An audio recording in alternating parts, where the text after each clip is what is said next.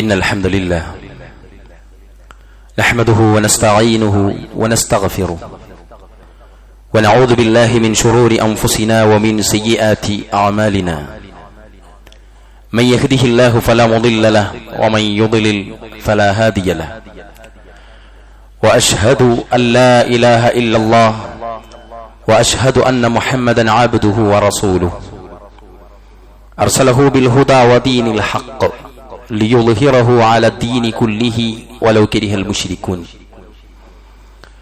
اللهم صل على محمد وعلى آل محمد كما صليت على إبراهيم وعلى آل إبراهيم إنك حميد مجيد اللهم بارك على محمد وعلى آل محمد كما باركت على إبراهيم وعلى آل إبراهيم إنك حميد مجيد أما بعد فإن خير الكلام كلام الله وخير السنن سنن محمد صلى الله عليه وسلم وشر الأمور محدثاتها وكل محدثة بدعة وكل بدعة ضلالة فكل ضلالة في النار أيها الناس اتقوا الله عباد الله أوصيكم وإياي أولا بتقوى الله بسم الله الرحمن الرحيم يا أيها الذين آمنوا اتقوا الله حق تقاته ولا تموتن إلا وأنتم مسلمون يا أيها الذين آمنوا اتقوا الله وقولوا قولا سديدا يصلح لكم أعمالكم ويغفر لكم ذنوبكم ومن يطع الله ورسوله فقد فاز فوزا عظيما وكل عبادي يقول التي هي أحسن إن الشيطان ينزع بينهم إن الشيطان كان للإنسان عدوا مبينا ഏറെ ആദരണീയരായ സത്യവിശ്വാസികളെ, സത്യവിശ്വാസിനികളെ, പ്രപഞ്ചനാഥനും നമ്മുടെ സ്രഷ്ടാവുമായ അള്ളാഹുവിനെ സൂക്ഷിച്ചും അനുസരിച്ചും ജീവിക്കണമേ എന്നും അവന്റെ റസൂൽ മുഹമ്മദ് മുസ്തഫ സല്ലല്ലാഹു അലൈഹി വസല്ലമയുടെ ചര്യകൾ മുറുകെ പിടിക്കണമെന്നും എന്നോടും നിങ്ങളോടും വളരെ ആത്മാർത്ഥമായി ഉണർത്തുകയാണ്, വസിയത്ത് നൽകുകയാണ്. അത്തരുണത്തിൽ ജീവിതം മുന്നോട്ട് നയിക്കുവാനും അവസാനം സന്തോഷപൂർവ്വം റബ്ബിനെ കണ്ടുമുട്ടുവാനുമുള്ള തൗഫീഖ് നൽകി അള്ളാഹു നമ്മെ എല്ലാവരെയും അനുഗ്രഹിക്കുമാറാവട്ടെ. സഫുകൾക്കിടയിൽ നല്ല വിടവുകളുണ്ട്. മുമ്പിലത്തെ സൊഫിലിരിക്കുന്ന ആളുകളുടെ പ്രതിഫലം അടുത്ത പിന്നിലുള്ളവർക്ക് കിട്ടില്ല. മുമ്പിൽ നിങ്ങൾ ഗ്യാപ്പ് കണ്ടാൽ നിങ്ങൾ മുന്നോട്ട് കയറിയിരിക്കണം. മുമ്പിലത്തെ സൊഫിന്റെ പ്രതിഫലമെങ്ങാനും നിങ്ങൾ അറിഞ്ഞിരുന്നെങ്കിൽ നിങ്ങൾ അതിനുവേണ്ടി മത്സരിക്കുമായിരുന്നു, നറുക്കിടുമായിരുന്നു എന്നൊക്കെയാ പ്രവാചകൻ സല്ലല്ലാഹു അലൈഹി വസല്ലമയുടെ വചനം. മാത്രവുമല്ല, ഇവിടെ കുറെ ഗ്യാപ്പ് ഉണ്ടാകുമ്പോൾ കഴിയാത്ത ആളുകളൊക്കെ ആയിരിക്കും മുകളിലോട്ട് കയറുന്നുണ്ടാവും. അപ്പൊ ഇരിക്കുന്ന ആളുകൾ അത് ശ്രദ്ധിക്കണം. സഹോദരങ്ങളെ, പരിശുദ്ധ ഖുർആനിലെ സൂറത്തു ഇസ്രായിലെ 53-ാമത്തെ വചനമാണ് അവസാനമായി ഞാൻ ഓതിവെച്ചത്.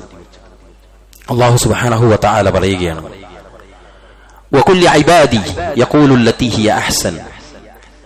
നബിയെ, എന്റെ അടിയാന്മാരോട് പറയുകയും ചെയ്യുക, കൂടുതൽ നന്നായുള്ളതെന്തോ അതവർ പറഞ്ഞുകൊള്ളട്ടെ. യഖൂലു ലത്തി ഹിയ അഹ്സൻ, ഏറ്റവും നല്ലത് അവർ പറഞ്ഞുകൊള്ളട്ടെ. കാരണം ഇന്ന ശൈത്താന യൻസഉ ബൈനഹും, നിശ്ചയമായും പിശാച് അവർക്കിടയിൽ കുഴപ്പമിളക്കി വിടുന്നതാണ്. ഇന്ന ശൈത്താന കാന ലിൽഇൻസാനി അദുവ്വൻ മുബീന, നിശ്ചയമായും പിശാച് മനുഷ്യന് സ്പഷ്ടമായ ഒരു ശത്രുവാകുന്നു. ഇതാണ് ആ ഖുർആനിന്റെ വചനത്തിൽ അല്ലാഹു സുബ്ഹാനഹു വ തആല നമുക്ക് പഠിപ്പിക്കുന്നത്. സത്യവിശ്വാസികൾക്ക് തമ്മിലും മറ്റുള്ളവരോടും സംഭാഷണങ്ങളിൽ കഴിയുന്നത്ര നല്ല വാക്കും ശൈലിയും ഉപയോഗിക്കണമെന്നാണ് ഈ ആയത്തിലൂടെ അള്ളാഹു പഠിപ്പിക്കുന്നത്.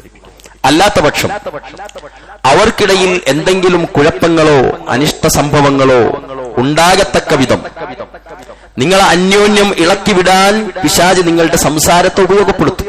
നല്ല അള്ളാഹുവിന്റെ മാർഗത്തിൽ ഇണങ്ങിച്ചേർന്ന വിളക്കിച്ചേർത്ത ബന്ധമാണെങ്കിൽ ഈ സൂക്ഷ്മതക്കുറവ്, സംസാരത്തിലെ സൂക്ഷ്മതക്കുറവ് നിങ്ങൾക്കിടയിലുള്ള ശത്രുതയെ സൃഷ്ടിക്കുവാൻ പിശാച് അത് ഉപയോഗപ്പെടുത്തും. കാരണം അവൻ നിങ്ങളുടെ പ്രത്യക്ഷ ശത്രുവാണ്.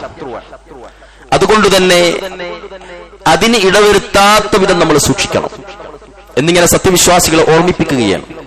ഒരു ഹദീസിൽ നബി സല്ലല്ലാഹു അലൈഹി വസല്ലം ഇപ്രകാരം പറഞ്ഞിരിക്കുന്നു, നിങ്ങളിൽ ഒരാൾ തന്റെ സഹോദരന് നേരെ ആയുധം കൊണ്ട് ആംഗ്യം കാണിക്കരുത്. കാരണം നിങ്ങൾ ഒരാൾക്ക് അറിയുകയില്ല, പിശാച് അവന്റെ കൈക്ക് കുഴപ്പം ഇളക്കി വിട്ടേക്കാമെന്ന്.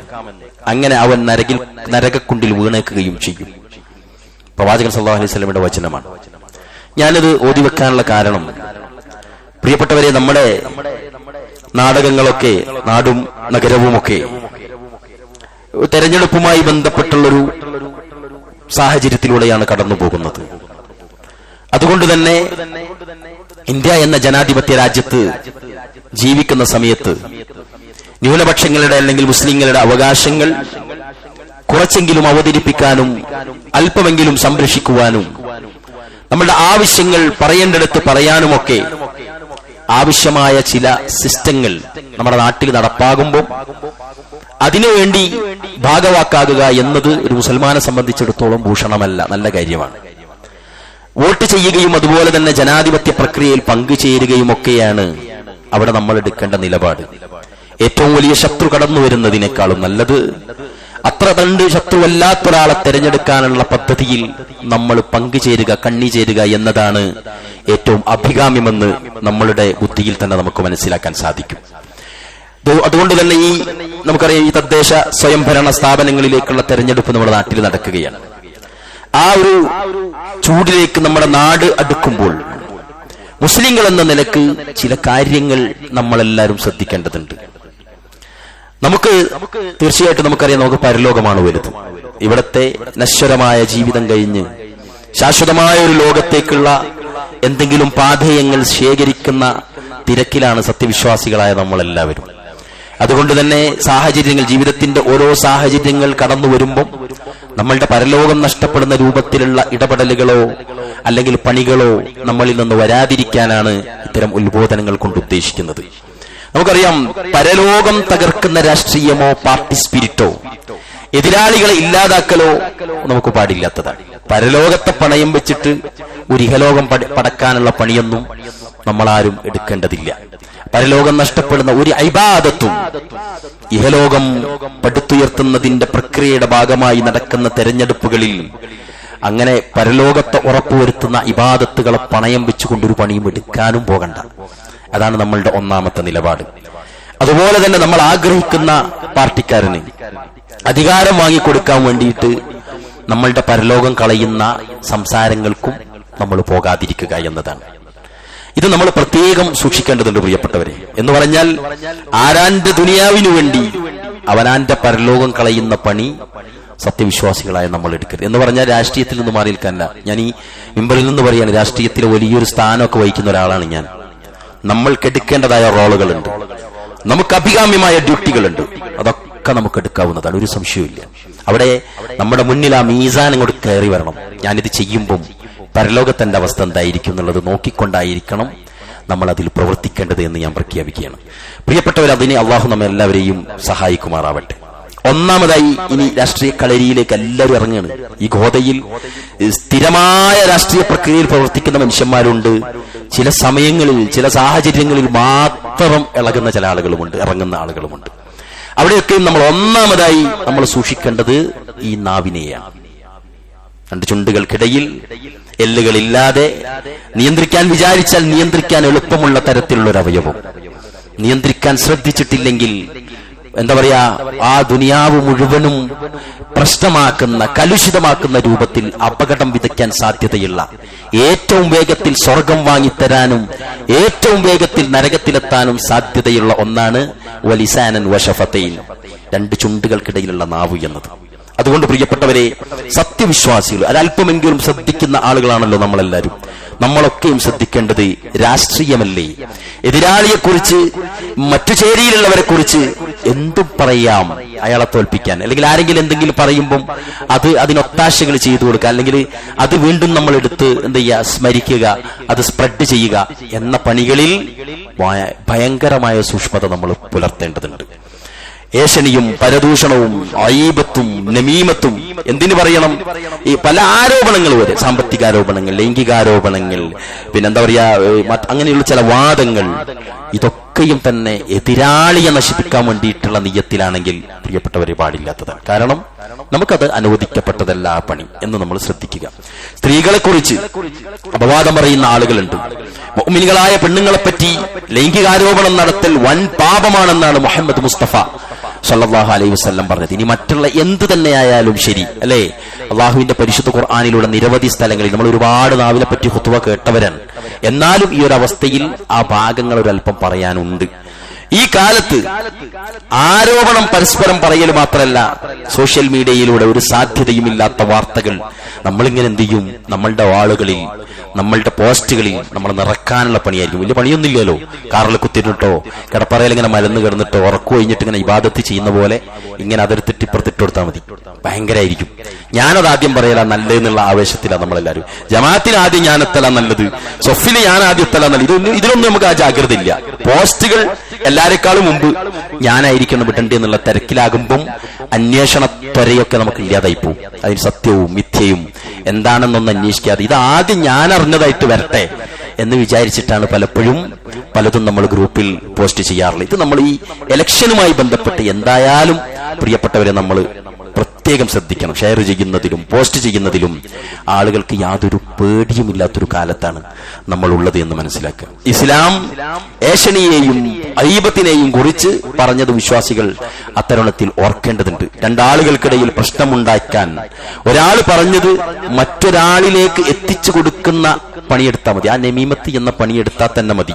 അതുകൊണ്ടാണ് ഖാല നബവി റഹിമഹുല്ലാ അദ്ദേഹം പറയാണ്, നഖലു കലാമിന്നാസ് ബഅദിഹിം ഇലാ ബഅദ് അലാ ജിഹത്തിൻ അൽ-ഇഫ്സാദ്.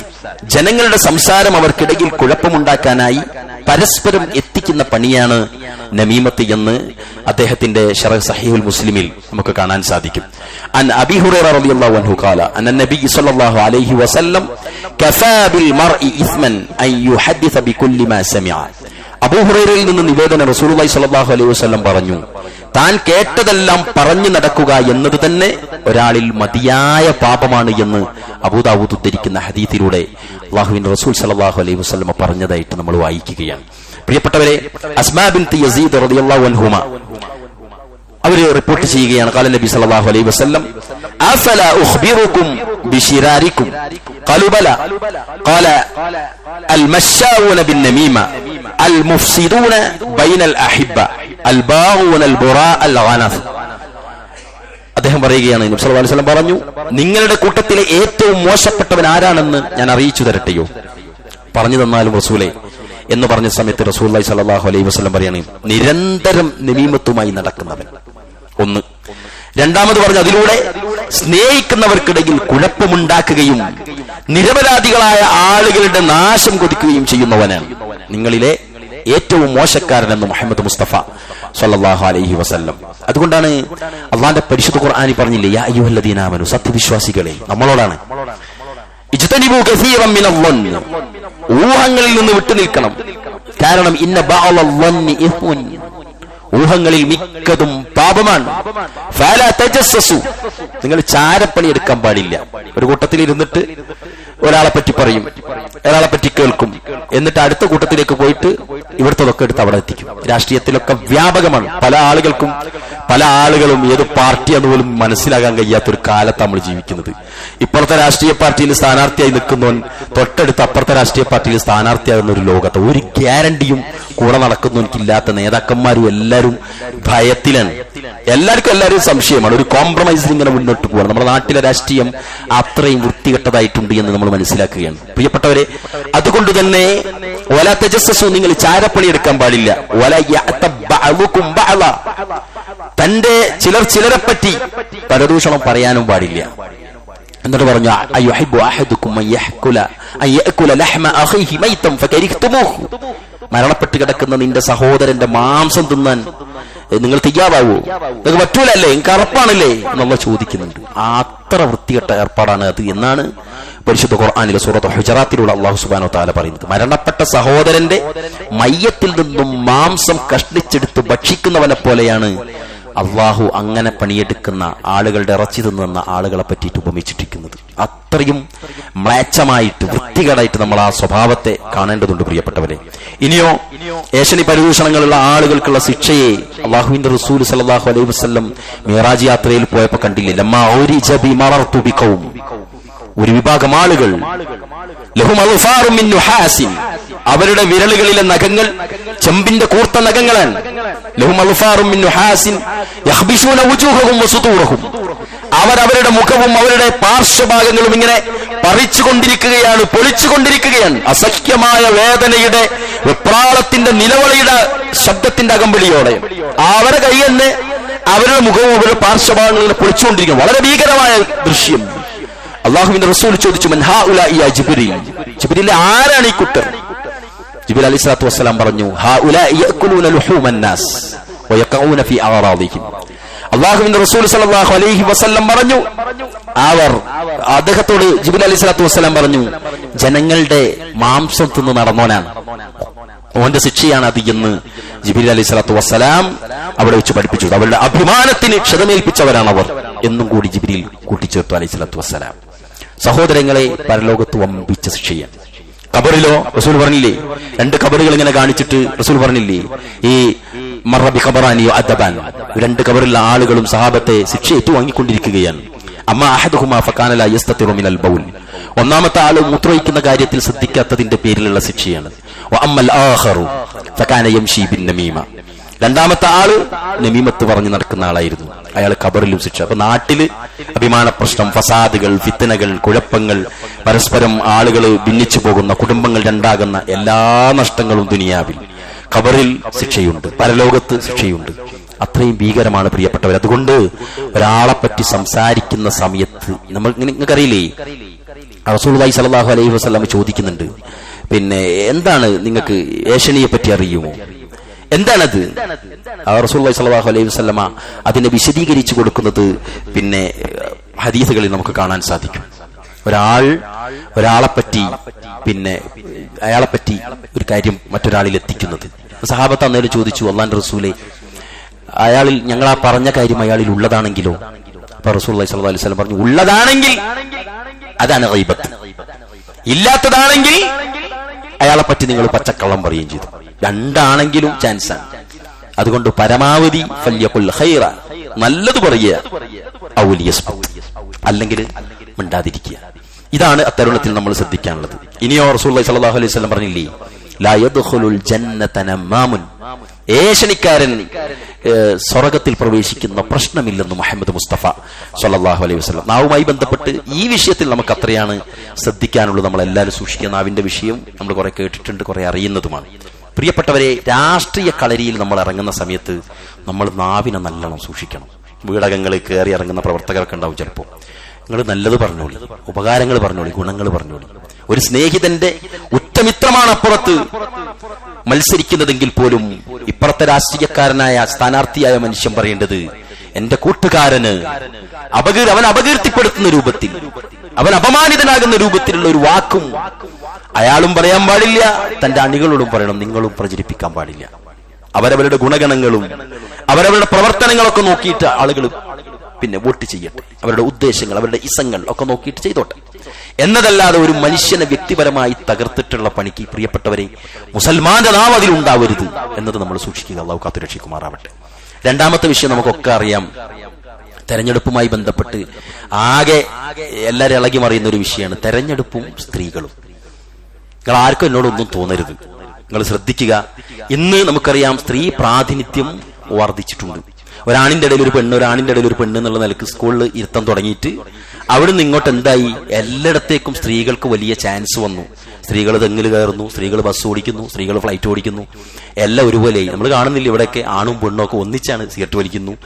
എല്ലാം എന്താ പറയാ, സ്ത്രീ എന്നതിന്റെ മനോഹാരിതയെ നഷ്ടപ്പെടുത്തുന്ന, നശിപ്പിക്കുന്ന, സ്ത്രൈണതയെ ഇല്ലാതാക്കുന്ന തരത്തിൽ സ്ത്രീകളുടെ വളർച്ചയും ഒരു ഫെമിനിസ്റ്റ് ചിന്താഗതിയൊക്കെ ഭയങ്കര ആധിക്യത്തിൽ നിൽക്കുന്ന ഒരു നാട്ടിൽ ആണ് ഈ ഇലക്ഷൻ നടക്കുന്നത്. സ്വാഭാവികമായിട്ടും പിന്നെ സ്ത്രീകൾ ഇറങ്ങും. ചിലപ്പോൾ എന്റെ കുത്തുബ കേൾക്കുന്ന ആളുകളുടെ കുടുംബക്കാരും ഭാര്യമാരും ഉമ്മമാരും ഒക്കെ ഇറങ്ങിയിട്ടുണ്ടാവും. പേടിക്കാനൊന്നുമില്ല. ശ്രദ്ധിക്കേണ്ട ചില കാര്യങ്ങൾ ശ്രദ്ധിക്കുക തന്നെ വേണം. ഇത് ശ്രദ്ധിക്കാൻ കഴിയാത്തവർ ഇതിലിറങ്ങാനും പാടില്ല. പരമാവധി അങ്ങോട്ട് മാറുക എന്നുള്ളതാണ്. സ്ത്രീ ലീഡർഷിപ്പിനെ പറ്റിയിട്ടൊക്കെ പറയുമ്പം ചിലപ്പോൾ വിവാദമാകും. എന്നാലും ഞാൻ പറയാണ്, സൂക്ഷിക്കാനുണ്ട് കുറെ. റസൂലുള്ളാഹി സ്വല്ലല്ലാഹു അലൈഹി വസല്ലമയുടെ അധ്യാപനങ്ങൾ പരിശോധിക്കുമ്പോൾ നമുക്ക് അങ്ങനെയാണ് കാണുന്നത്. കാരണം സ്ത്രീ ശാക്തീകരണം എന്നാണെങ്കിലും അത് സ്ത്രീകൾക്ക് തകർച്ചയാണ് പലപ്പോഴും സമ്മാനിക്കാറുള്ളത് എന്നതൊരു വാസ്തവം തന്നെ. ആരെന്തിനെ ന്യായീകരിച്ചാലും ശരി, സ്ത്രീകളുടെ അവരുടെ ഇസ്സത്തിനെ, അവരുടെ പ്രൈവസിയെ, അവരുടെ സ്ത്രൈണതയെ, അവരുടെ ആ ഒരു ആലങ്കാരിക ഭംഗിയെ ഒക്കെയും അവരുടെ സ്ഥാനത്തെ, മാനത്തെ, അഭിമാനത്തെ എല്ലാറ്റിനെയും ക്ഷതമേൽപ്പിക്കുന്ന തരത്തിലാണ് പൊതുവെ നമ്മൾ ഇതിനെ കണ്ടുവരാറുള്ളത്. അതുകൊണ്ട് തന്നെ പ്രിയപ്പെട്ടവരെ, ഒരു ഭാഗത്ത് സ്ഥാനവും പദവിയും ഒക്കെ നമുക്ക് വരും, ധൈര്യം നമുക്ക് വരും, സ്ഥൈര്യം നമുക്ക് വരും, ഒക്കെ നല്ലതാണ്. ഒരു ഭാഗത്ത് ലജ്ജയും താഴ്മയും ഒക്കെ ഇല്ലാത്തവരായിട്ട് അവർ മാറുകയും ചെയ്യും. അതുണ്ടാവരുത്. ഇതാണ് ഒന്നാമതായി നമ്മൾ ശ്രദ്ധിക്കാനുള്ളത്. അതുപോലെ തന്നെ പല മുസ്ലിം സ്ത്രീകളും പൊതുരംഗത്തേക്ക് വരുമ്പോൾ ജീവിതത്തിലേക്ക് കൊണ്ടുവന്നിരുന്ന ഇസ്ലാമികമായ മാനത്തെ കാറ്റിൽ പറത്തിയിട്ട് വന്നതായിട്ട് നമ്മൾ കാണാറുണ്ട്. അതുണ്ടാവരുത് പ്രിയപ്പെട്ട. ഒരുപാട് കാര്യങ്ങൾ ശ്രദ്ധിക്കാനുണ്ട്. നമുക്കറിയാം, ചിലപ്പം ഭർത്താക്കന്മാരായിരിക്കും പ്രവർത്തിക്കുക, മക്കളായിരിക്കും പ്രവർത്തിക്കുക, ഒരൊക്കെ കൂടെ ഉണ്ടാവും. വോട്ട് ചോദിക്കാനും ജാഥ വിളിക്കാനും പ്രകടനത്തിനും ഒക്കെ ഉണ്ടാകും. ഈ അവരുടെ എന്താ പറയാ, അവരുടെ ഈ ഭരണകേന്ദ്രങ്ങളിലേക്ക് പറഞ്ഞയക്കാനും കൊണ്ടുവിടാനും കൂട്ടാനും ഒക്കെ അവരുണ്ടാവും. എന്നിരുന്നാലും ഞാൻ സൂക്ഷിക്കുന്ന സ്ഥലങ്ങളിലാണ് ഞാൻ പറയുന്നത്, ആരും തെറ്റിദ്ധരിക്കരുത്. ചില സ്ഥലങ്ങളിലൊക്കെ അവർ ഒറ്റപ്പെടുന്നുണ്ട്. ആ ഒറ്റപ്പെടുന്ന സമയത്ത് കർശനമായ സൂക്ഷ്മത പുലർത്താൻ കഴിയുന്നവരല്ലാത്തവർ പുറത്തേക്ക് പോകാൻ പാടില്ല. നമ്മളൊക്കെ, ഞാനൊരു അപകടത്തെ ഞാൻ നിങ്ങളെ മണപ്പിക്കുകയാണ്, ഒന്നും തോന്നരുത്. പ്രിയപ്പെട്ടവരെ, നമുക്കൊക്കെ ഓരോ ഭാര്യമാരുണ്ട്. നമ്മുടെ ഭാര്യമാരുടെ ഭർത്താവാണ് നമ്മൾ, അവരുടെ തണലാണ് നമ്മൾ, അവരുടെ പ്രതീക്ഷയാണ് നമ്മൾ, അവരുടെ പ്രതിരോധമാണ് നമ്മൾ, അവരുടെ അലങ്കാരമാണ് നമ്മൾ, അവരുടെ അഹങ്കാരമാണ് നമ്മൾ, അവരുടെ ദൈവമാണ് ചില ആളുകൾക്ക്, അല്ലെ? ചില ഭർത്താക്കന്മാര് ദൈവമാണെന്ന് തന്നെ പറയാം മലയാളത്തിൽ. അതിന്റെ അപ്പുറത്തേക്ക് നിങ്ങൾ അതിന്റെ അർത്ഥം കൊണ്ടുപോണ്ട. അങ്ങനെയാണ് ഭർത്താക്കന്മാർ. അവർ ആ ആണിനെയാണ് അവർ കണ്ടതും കേട്ടതും അനുഭവിച്ചതും ആസ്വദിച്ചതുമൊക്കെ ആ ഒരു ആണിനെയാണ്. ആ ആണിന്റെ അത്ര പരിചയം, ആ ഭർത്താവിന്റെ അത്ര പരിചയം മറ്റൊരാണിനോട് അവർക്ക് ഉണ്ടായിട്ടില്ല. അതുകൊണ്ട് തന്നെ അവരുടെ മനോമുകുരത്തിൽ ഈ ഒരാണ് തന്നെയാണ് ഉണ്ടാവുക, സ്ഥാപിതമാകുക അവരാണ്. അവിടത്തെ പ്രതിഷ്ഠ ആ ഭർത്താവ് തന്നെയാണ്, ഒരു സംശയമില്ല. പക്ഷേ നിങ്ങൾ ശ്രദ്ധിച്ചോളി, സാധാരണഗതിയിൽ പല ഭർത്താക്കന്മാർക്കും പല വീക്ക്നെസ് ഉണ്ടാവും. ചില ഭർത്താക്കന്മാർക്ക് തമാശ പറയാൻ അറിയില്ല, ചില ഭർത്താക്കന്മാർക്ക് സോപ്പിടാൻ അറിയില്ല, ചില ഭർത്താക്കന്മാർക്ക് മാന്യമായിട്ട് ഇടപെടാൻ അറിയില്ല, ചില ഭർത്താക്കന്മാർക്ക് സമ്പത്ത് ചെലവഴിക്കുന്നിടത്ത് കഴിവില്ലാത്തവരായിരിക്കും, അറിയാത്തവരായിരിക്കും. ഇങ്ങനെ ഒരുപാട് ന്യൂനതകൾ നമുക്ക് എല്ലാവർക്കും ഉണ്ടല്ലോ. ഇതൊന്നും ഇല്ലാത്തൊരു മനുഷ്യന്റെ കൂടെയാണ് ഈ ഒരു സ്ത്രീ ഈ ഭരണ സമയത്താട്ടെ, പ്രവർത്തന സമയത്താട്ടെ, ഒറ്റക്കുള്ള സമയത്താട്ടെ, ജോലി ചെയ്യുന്ന സമയത്താട്ടെ, ഏതെങ്കിലും സമയത്താട്ടെ ഒരാണിനെങ്ങനെ നിരീക്ഷിക്കപ്പെടുന്നു. ആ ആണിന് പല ഗുണഗണങ്ങളും കാണുകയാണ്. സ്ത്രീയെ സംബന്ധിച്ചിടത്തോളം, ആണിനെ നമുക്കറിയാലോ, ആണിനെ സംബന്ധിച്ചിടത്തോളം ആണിന് വൈകാരികമായിട്ട് അവന്റെ ഹൈപ്പോതലാമസ് വർക്ക് ചെയ്യാൻ, അവന്റെ ടെസ്റ്റോസ്റ്ററോൺ ഉൽപ്പാദിക്കപ്പെടാൻ, അവന് വൈകാരികമായിട്ട് അല്ലെങ്കിൽ വികാരഭരിതമായിട്ട് ഒരു പെണ്ണിനോട് ഒരു അപ്രോച്ച് തോന്നാൻ സെക്കൻഡുകൾ മതി. ഒന്ന് കണ്ടാ മതി. അവളുടെ ഷേപ്പോ അല്ലെങ്കിൽ അവളുടെ ഭംഗിയോ അല്ലെങ്കിൽ അങ്ങനെ ഉണ്ടല്ലോ, അവളുടെ സാന്നിധ്യം മതി. ചില ആൾക്ക് ഭംഗിയും വേണ്ട, ഷേപ്പും വേണ്ട, സാന്നിധ്യം മതി. ചിലപ്പോ സാഹചര്യം മതി പോരെ. എന്നാൽ ഒരു പെണ്ണിനെ സംബന്ധിച്ചിടത്തോളം കണ്ടാ പോരാ, ഭംഗി പോരാ, സാന്നിധ്യം പോരാ, സാഹചര്യം പോരാ. എന്തു വേണം? അവൾക്ക് അവനിൽ ഒരു ട്രസ്റ്റ് തോന്നണം, ഒരു വിശ്വാസം. ഇയാൾ ഭയങ്കര സംഭവമാണ്, ഇയാൾ നല്ലൊരു മനുഷ്യൻ, നല്ല സ്വഭാവക്കാരനാണ്. ഇങ്ങനെ ഒരാണിനെ പരിപൂർണമായി ഒരു വിശ്വാസം ഈ ആണിലേക്ക് ട്രാൻസ്ഫർ ചെയ്തപ്പെട്ട് കഴിഞ്ഞാലാണ് ആ പെണ്ണ് പിന്നെ അവളുടെ മനസ്സും അവളുടെ സാന്നിധ്യവും അവളുടെ ശരീരവും അവളുടെ എല്ലാവും കൊടുക്കാൻ തയ്യാറാവുക. ഒരു കുടുംബക്കാരായ മുതിർന്ന കാരണവന്മാരായ ആളുകൾ ഇരുന്ന് ഒരു മനുഷ്യനെ, ഒരു ചെക്കനെ, ഒരു ഭർത്താവിനെ, ഒരു വരനെ കണ്ടുപിടിച്ച് എല്ലാരും കൂടി ഓൾക്ക് പറ്റിയ ആളാണെന്ന് തീരുമാനിച്ച് അവളോട് സമ്മതം ചോദിച്ച് അവളോട് ഇഷ്ടപ്പെട്ട് വിവാഹത്തിലൂടെ അവരെ ഒന്നിപ്പിക്കുമ്പം, അവരെ വിളക്കി ചേർക്കുമ്പം, മീസാക്കൻ അലീദ, ഉറപ്പുള്ള കരാറിലൂടെ ആ ബന്ധത്തെ വിളക്കി ചേർത്ത് കഴിഞ്ഞാൽ അവൾക്കുണ്ട് അവനോട് ഒരു വിശ്വാസം ക്രിയേറ്റ് ആവാൻ. ആ വിശ്വാസത്തിലൂടെയാണ് അവന്റെ കൂടെ ഒന്നിച്ച് റൂമിലേക്ക് വരുന്നത്. ആ വിശ്വാസത്തിന്റെ ഭാഗമാണ് അവനോടൊപ്പം ഒന്നിച്ച് കല്യാണത്തിന്റെ പിറ്റേ ദിവസം തന്നെ പുറത്തേക്ക് പോകുന്നത്. ആ വിശ്വാസത്തിന്റെ കാരണമാണ് അവന്റെ കൂടെ അവൻ ജോലി ചെയ്ത് അമേരിക്കയിലേക്ക് രണ്ടാമത്തെ ദിവസം അവൾ പറക്കാൻ ആ പെണ്ണ് തയ്യാറാണ്. നിങ്ങൾ ആലോചിച്ച് നോക്കിയേ, മെനഞ്ഞാന്ന് വരെ ആരും ഇല്ലാത്തൊരുത്തന്റെ കൂടെ ഇന്ന് അവൾ എന്ത് ചെയ്യാണ്? അവൻ അമേരിക്കയിലേക്ക് പെട്ടെന്ന് പോകേണ്ട വിയാപ്പിളയാണ്, ഉടനെ വിസയാക്കുന്നു, കൊണ്ടുപോകുന്നു. അവള് പോവാണ്. സുബ്ഹാനല്ലാഹ്, ഒറ്റക്ക് നമ്മളെ സിറ്റ് ഔട്ടിൽ നിന്ന് ബെഡ്റൂമിലേക്ക് പോകാൻ പേടിച്ചവൾ, കുറയെ പേടിച്ചവൾ, ഉറുമ്പിനെ പേടിച്ചവൾ ഏതോ ഒരു മനുഷ്യന്റെ കൂടെ പോകുന്നു. എന്തുകൊണ്ടാ? ഈ വിശ്വാസം. ഞാനിത് പറഞ്ഞു വരുന്നത്, ഒരാണിനെ കുറെ സമയം അളക്കാനും വിശ്വസിക്കാനും അവന്റെ സ്വഭാവത്തെ സാംശീകരിച്ച് കണ്ടാസ്വദിക്കാനും കേട്ടാസ്വദിക്കാനും അവന്റെ നിലപാടുകളും ഇടപാടുകളൊക്കെ ഇങ്ങനെ കാണാനും രുചിക്കാനൊക്കെ ചാൻസ് കിട്ടിയ പെണ്ണിന്റെ മനസ്സ് ഈമാൻ കുറഞ്ഞ മനസ്സാണെങ്കിൽ അവൾ എന്ത് ചെയ്യും? കമ്പാരിറ്റീവ് സ്റ്റഡി നടത്താൻ തുടങ്ങും. എന്റെ പ്രിയാപ്പിളിനെ കാട്ടി നല്ലൊരുത്തെ, അയാളെ കാട്ടി എന്താണ് ഡെയിലി ജ്യൂസാ വാങ്ങി തരുന്നത്, എന്തൊരു സ്വഭാവ, എന്തൊരു തമാശ അല്ലേ? ഇതൊക്കെ ഒന്നും തോന്നരുത്. ഈ അപകട സ്ഥലത്തൂടെ മാത്രം നിങ്ങൾ സഞ്ചരിക്കാവൂ എന്റെ കുത്തുബയിൽ. ഇങ്ങനെ ആയിക്കഴിഞ്ഞാലാണ് പല സ്ത്രീകളും ഈമാൻ കുറവുള്ളവരാണെങ്കിൽ ചെറിയൊരു ചേഞ്ചിലേക്ക് പോകും. അറിയില്ലേ? ഈ അപകടത്തെ നമ്മളെല്ലാവരും പേടിക്കണം. മുസ്ലിം സമുദായത്തിലെ ഈ ഉള്ളറകളിൽ കെട്ടിയിട്ട് ഭരിച്ചുകൊണ്ടിരിക്കുകയാണ് എന്നൊരു ഭാഗത്ത് നമ്മളെ പരിഹസിക്കുമ്പോഴും ആ ഉള്ളറകളിൽ നിന്ന് മുസ്ലിം സമൂഹത്തെയും സ്ത്രീകളെയും പെൺകൊടിമാരെയും പുറത്തിറക്കാനുള്ള ഏതെങ്കിലും അജണ്ടയാണെങ്കിൽ ഇത് സൂക്ഷിക്കേണ്ട ബാധ്യത മുസൽമാനില്ലേ? വളർന്ന ഭരിക്കാൻ ആളില്ലാഞ്ഞിട്ടോ തികയാഞ്ഞിട്ടോ പെണ്ണിനെ കയറ്റിയതാണോ? അല്ല. ഇതിനെതിരെയല്ല ഞാൻ പറയുന്നത്. പ്രിയപ്പെട്ടവരെ, സ്ത്രീകൾ ഇറങ്ങിക്കോട്ടെ. ഈ ഖതീബ് എന്ന നിലക്ക് സമ്മതം ഞാൻ പറയാം.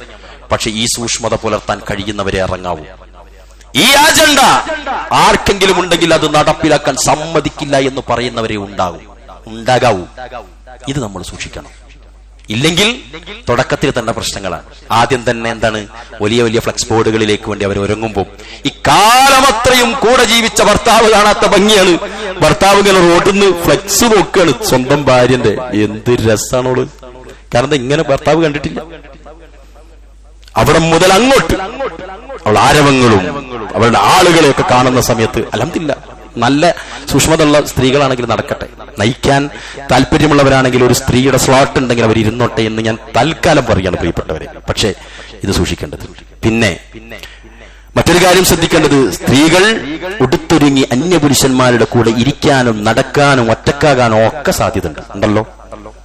എന്താ നിങ്ങൾ ഇങ്ങനെയെല്ലാം പറഞ്ഞ ആൾ ഇടങ്ങാറാക്കുന്നത്? അതൊന്നും വേണ്ട ഒരു ഉസ്താദെ, കുത്തുബയിലും നിങ്ങൾക്ക് ആയിരിക്കും തോന്നരുത്. ശ്രദ്ധിച്ചാൽ മതി, അപകടം ഉണ്ടാവരുത്. തൊടുന്ന തട്ടുന്ന തമാശ പറയുമ്പോൾ ഷോൾഡറിന് അടിക്കുന്ന ഫോട്ടോ എടുക്കുമ്പോൾ തോളിൽ കൈയിടുന്ന ഒരു അവസ്ഥ ഉണ്ടാവരുത്. ഷെയ്ക്ക് ഹാൻഡ് കൊടുക്കുന്ന അവസ്ഥ ഉണ്ടാവരുത്.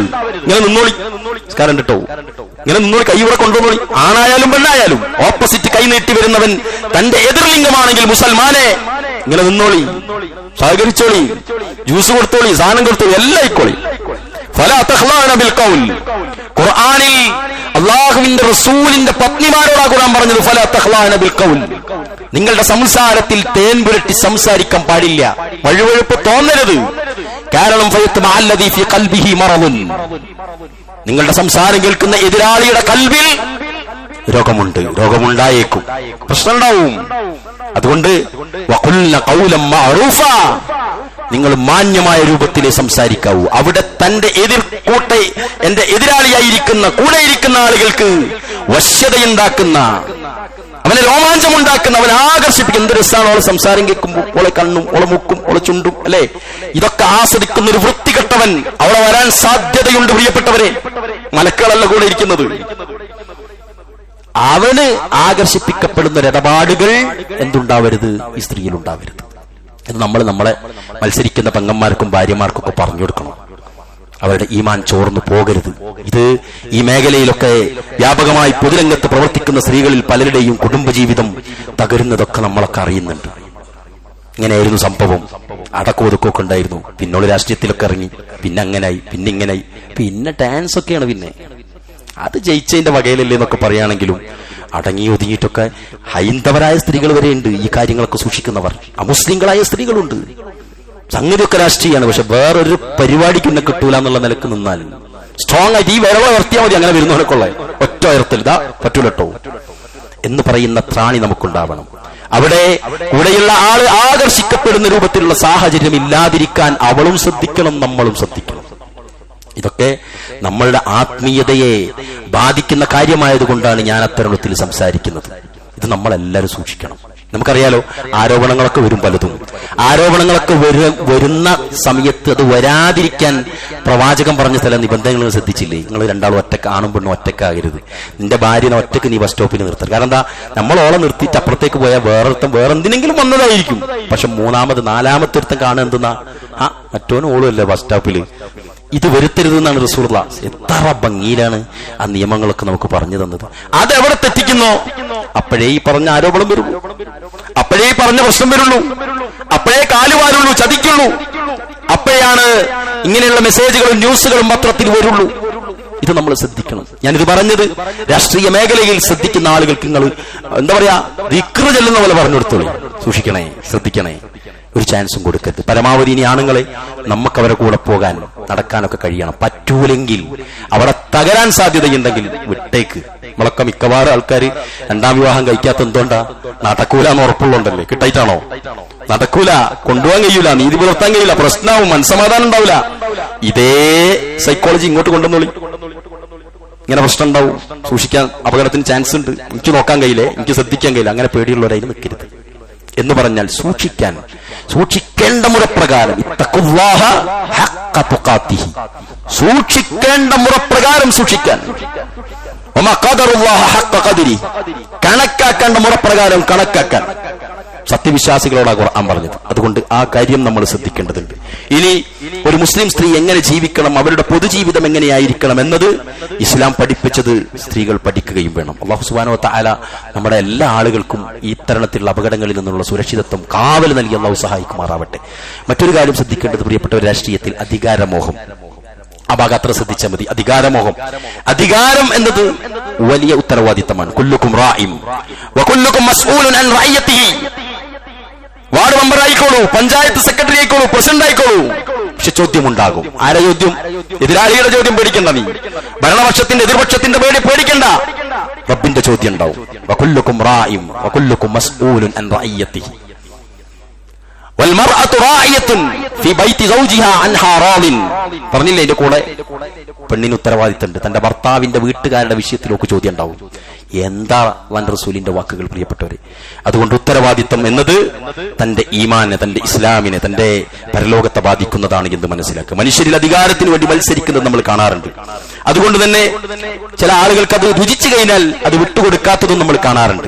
ഇനിയോ നമ്മളൊക്കെയും ശ്രദ്ധിക്കുക, തന്റെ സ്വന്തം പാർട്ടിയിൽ താനാണ് മത്സരിക്കുക, താൻ മത്സരിക്കണമെന്ന് വിചാരിക്കുന്ന ആളുകൾ അതിന്റെ അധികാരമോഹം മൂത്തിട്ടത് സാധിച്ചിട്ടില്ലെങ്കിൽ അപ്പുറത്ത് പോയിട്ടെങ്കിലും നേതാവാകാനാ നോക്കുക. ഇങ്ങനെയുള്ള അധികാരമോഹം റസൂലുള്ളാഹി സ്വല്ലല്ലാഹു അലൈഹി വസല്ലം വാക്കുണ്ടില്ലേ, അധികാരം ചോദിച്ചു വന്നാൽ ചോദിച്ചു വാങ്ങാൻ പാടില്ല എന്ന ഒന്നാമത്തെ വാക്ക്. അന്നബി ഹുറൈറ റളിയല്ലാഹു അൻഹു അന്നബി സ്വല്ലല്ലാഹു അലൈഹി വസല്ലം ഇന്നകും സതഹരിസൂന അലൽ ഇമാറ വസതകൂന നദാമതൻ യൗമൽ ഖിയാമ. അബൂ ഹുറൈറയിൽ നിന്ന് നിവേദനം, നേതൃത്വത്തിന് വേണ്ടി നിങ്ങൾ ആഗ്രഹം കാണിക്കുക തന്നെ ചെയ്യുന്നതാണ്, അത്യാഗ്രഹം കാണിക്കുക ചെയ്യുന്നതാണ്, എന്നാൽ അത് പരലോകത്ത് ഖേദം തന്നെയായിരിക്കുമെന്ന് പ്രവാചകൻ സ്വല്ലല്ലാഹു അലൈഹി വസല്ലം. ഇനിയോ തുടക്കത്തിൽ നല്ല രസമായിരിക്കും, പര്യവസാനം മോശവും ആകുകയും ചെയ്യും. ദുനിയാവിലും ആഖിറത്തിലും അതിന്റെ പര്യവസാനം മോശമായിരിക്കുമെന്ന് റസൂലുള്ളാഹി സ്വല്ലല്ലാഹു അലൈഹി വസല്ലം. അതുകൊണ്ടാണ് അബൂദർ റളിയല്ലാഹു അൻഹുവിനോട് അല്ലാഹുവിന്റെ റസൂൽ പറഞ്ഞില്ലേ, അബൂദറിൽ നിന്ന് നിവേദനം, അദ്ദേഹം പറഞ്ഞു, ഞാൻ നബിയോട് ചോദിച്ചു, അല്ലാഹുവിന്റെ ദൂതരെ, താങ്കൾ എന്നെ ഗവർണറായി നിശ്ചയിക്കുന്നില്ലേ എന്ന് ചോദിച്ച സമയത്ത് നബി സല്ലല്ലാഹു അലൈഹി വസല്ലം തന്റെ രണ്ട് കൈകൊണ്ട് ഇരു ചുമലുകളിലും തട്ടിയിട്ട് റസൂൽ പറഞ്ഞു, അബൂദർ, താങ്കൾ ദുർബലനാണ്. അബൂദറെ, താങ്കൾ ദുർബലനാണ്. നേതൃപദവിയാകട്ടെ അമാനത്തുമാണ്, അത് അന്ത്യനാളിൽ നിന്ദ്യതയും അപമാനവുമാണ്. നേതൃത്വം യഥാവിധം ഏറ്റെടുക്കുകയും അതിൽ തന്റെ മേൽ ബാധ്യതയായത് നിർവഹിക്കുകയും ചെയ്യുന്നവർക്കൊഴിച്ച് അന്ത്യനാളിൽ ഇത് നിന്ദ്യതയാണ്, അപമാനമാണ്. അതുകൊണ്ട് അധികാരം എന്നത് വലിയൊരു എന്താ പറയാ, നമുക്ക് സ്കോപ്പുള്ള സംഗതിയൊന്നല്ല. സൂക്ഷിച്ചിട്ടില്ലെങ്കിൽ പരലോകവും നഷ്ടപ്പെടും. ദുനിയാവിൽ എന്താ സ്ഥിതി നമ്മൾ കാണുന്നില്ലേ?